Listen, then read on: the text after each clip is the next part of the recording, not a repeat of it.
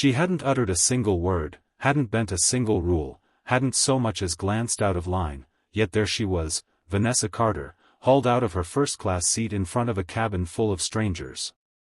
Her only offense? Existing while black. She wasn't disruptive, wasn't aggressive, carried no weapon, she was composed, elegant, and silent. But clearly, that wasn't enough. The flight attendant didn't flinch, the security staff didn't bother to ask why, the other travelers hardly bothered to look up. One moment, Vanessa was buckling her seatbelt in 1A, the next, she was being led down the tight aisle like some threat to national safety. But what none of them knew, not the gate clerk, not the flight crew, not even the man who tossed his garbage at her feet as if she were the help, was who she really was. Because this wasn't just about a seat. This was about the gulf between bias and entitlement.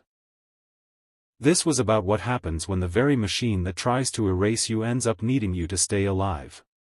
Vanessa Carter had stepped onto that plane from LAX to London carrying only her quiet poise.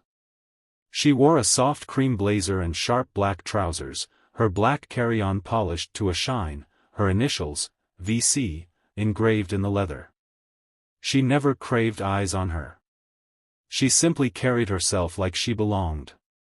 Gate 37 was busy, but she'd arrived early. This was no vacation, it was business. She was set to deliver the keynote at an international health tech summit, finalizing a deal worth hundreds of millions.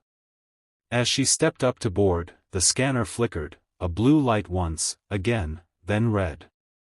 Identity not verified. "Ma'am, step aside for manual check," the gate agent said, voice sweet but far away. Vanessa arched an eyebrow. Why? Facial recognition sometimes glitches with newer profiles. My profile's been active 4 years. My face hasn't changed. Standard procedure, the woman insisted. But Vanessa knew better. Not for everyone, not for the 2 white executives who breezed through right after, green light pinging, welcome aboard. Still, she moved aside.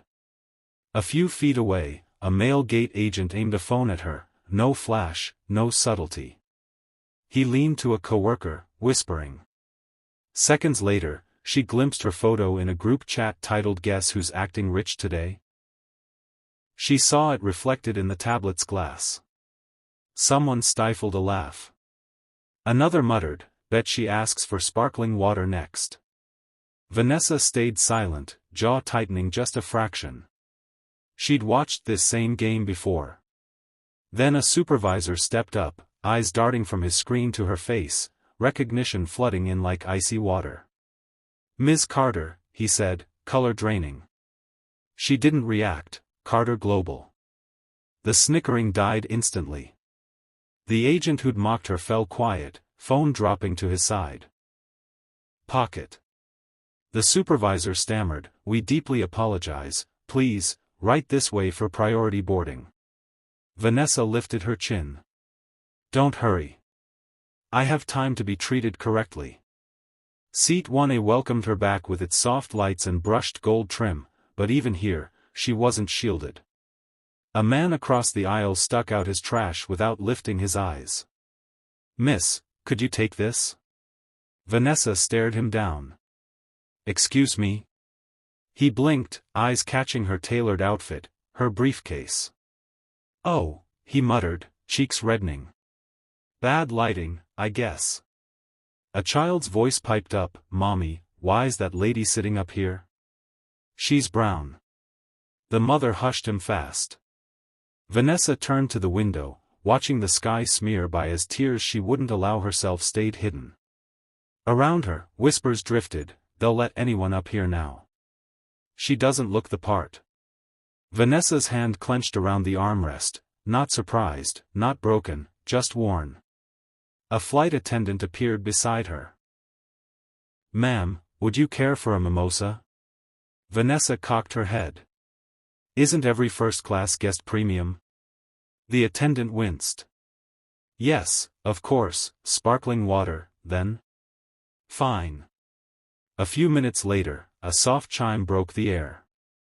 Miss Carter, please come to the galley. She rose, following the voice toward the back of first class. There, 2 crew members stood waiting. There's been a change, one said. You've been reassigned to row 34E.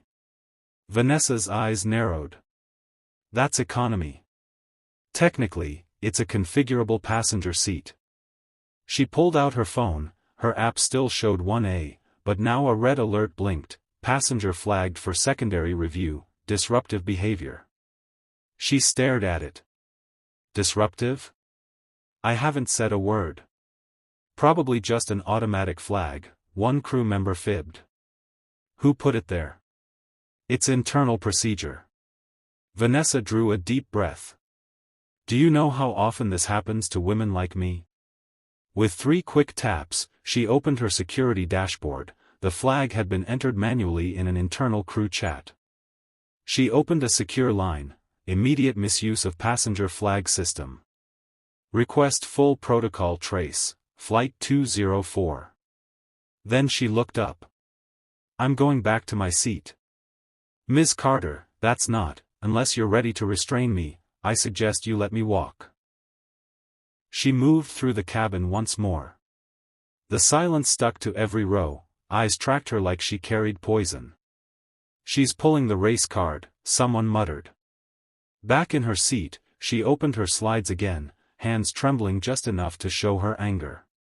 That's when Brita appeared, a younger attendant with a sly grin and a phone streaming live, angled just low to hide it. She slipped into first class, whispering to her viewers, affirmative action at work. Hearts and laughing emojis. Vanessa didn't flinch, she copied the stream's URL, saved it to a secure cloud, and waited. 2 rows up, a man in a pinstripe suit did a double take. That's Vanessa Carter, he murmured. The AI healthcare keynote, I saw her speak at the Equity Summit, his assistant whispered back. She rescued the Alzheimer's study. The man stood up. Why is she being treated like this? Rachel reappeared, her voice tight. We're verifying her ID. She's a global pioneer and you're accusing her of fraud? Until we confirm, that woman is the keynote for a conference funded by your own airline. Rachel's face went ghostly pale. I didn't realize, she's already got footage of your crew ridiculing her. Rachel vanished. A minute later, uniformed security appeared. Ma'am, you'll need to come with us. Vanessa rose, poised and steady. She handed her tablet to the man across the aisle. Hold this.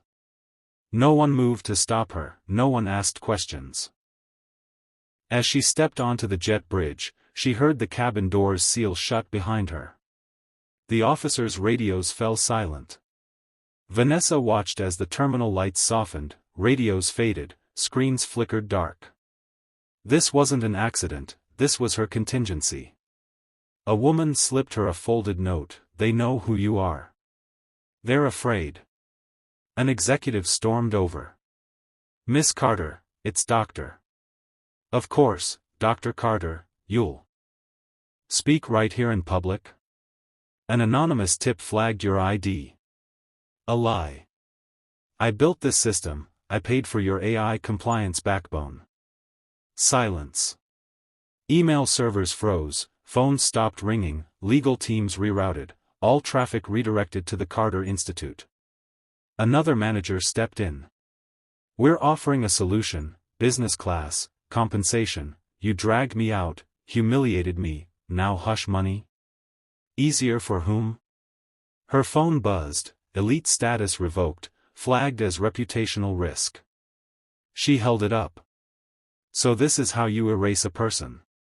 Security measure, the manager mumbled. Put me back in my seat. Cancel your report. Issue a public apology. That needs upper-level clearance, yet you had no clearance to wipe me out, she cut him off, voice sharp as glass. I'm not the woman you discard, I'm the one you'll answer to when your board's budget dries up. A child's voice nearby, Mom, that's her. That's the doctor who saved Dad. A ripple of shock. Phones rose. Vanessa turned, typed into her command line, "Activate Tier 1 protocol. Suspend Atlantic West operations. Effective now." Minutes later, every departure board glowed crimson, all Atlantic West flights frozen. The terminal plunged into uproar. "She shut it down," someone gasped. "She is the system." A woman approached her, trembling. "Dr. Carter, I'm so sorry, my husband's alive because of you." Vanessa nodded. "No apology needed. Not from you."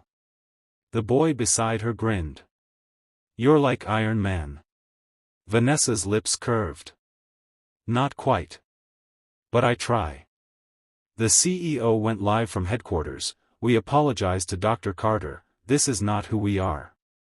The stream cut. Vanessa faced the stunned lounge. "I shut it down," she said. Gasps. "This wasn't a glitch, it's a mirror. You tried to weaponize the very system I built, and I see you." Cameras captured every word. Headlines exploded: lawsuits, firings, audits, retraining. Passengers spoke out. One man wept on TV, "I treated her like she didn't belong." Months later, Brita, the flight attendant, showed up at Vanessa's clinic. "No makeup, no excuses, just a resume. I read your letter. I've been volunteering. I want to do better." Vanessa gestured to the chair across from her. "We don't hire perfect people," she said. "Only the ones broken enough to understand others." 2 weeks on, Vanessa stood before the TED Summit stage.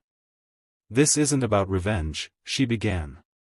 "It's about responsibility and about what we choose to do when the world hands us the microphone it never intended us to hold." Behind her, an image split the screen, on one side, her being forced off a plane, on the other, cutting the ribbon at a small-town clinic. "This is what happens when we don't just endure injustice, we build something solid from it." The audience rose, thunderous applause filling the hall.